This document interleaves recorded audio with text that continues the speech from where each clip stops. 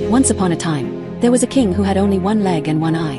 Despite his physical limitations, he was very intelligent and kind. One day, the king announced that he wanted a beautiful portrait made of himself, and that any painter who could accomplish this would be rewarded based on how the painting turned out.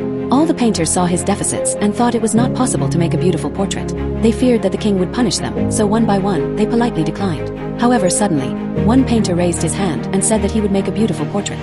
The king became happy, and the other painters got curious. The king agreed, and the painter started drawing. Finally, after taking a long time, the painter announced that the portrait was ready.